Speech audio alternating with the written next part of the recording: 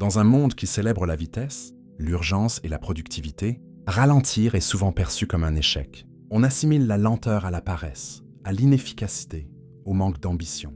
Pourtant, une tendance inverse émerge, celle qui redécouvre la puissance du rythme lent comme un acte de résistance et de sagesse.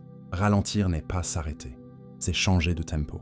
Notre époque nous pousse à l'accélération permanente. Notifications, objectifs, comparaisons, course contre la montre. Le corps suit, le mental aussi. Mais ce régime d'urgence constante a un coût. Fatigue chronique, anxiété, sentiment de ne jamais être à la hauteur, impression de traverser sa vie sans la vivre vraiment.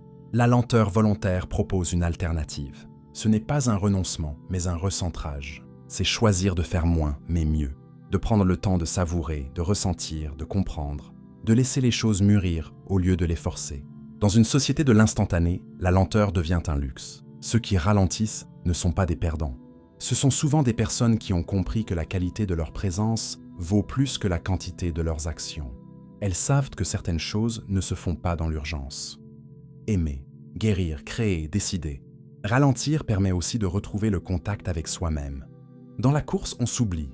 On devient un exécutant, une machine à répondre aux sollicitations.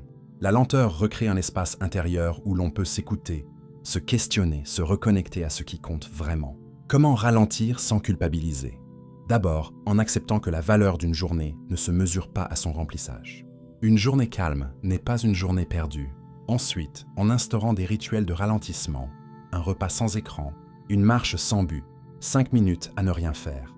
Ces micro-pauses sont des ancrages. Enfin, en comprenant que ralentir est un acte politique. Dans un système qui veut des individus rapides et dociles, choisir son rythme, c'est reprendre le pouvoir sur sa vie. C'est dire non à l'épuisement comme norme. C'est affirmer que votre présence à vous-même est plus importante que votre performance pour les autres. La vie n'est pas une course. Ceux qui courent tout le temps arrivent peut-être plus vite, mais arrive-t-il quelque part qui en vaille la peine? La lenteur nous rappelle que le chemin est aussi important que la destination, et qu'avancer à son rythme, c'est parfois la seule façon d'avancer vraiment.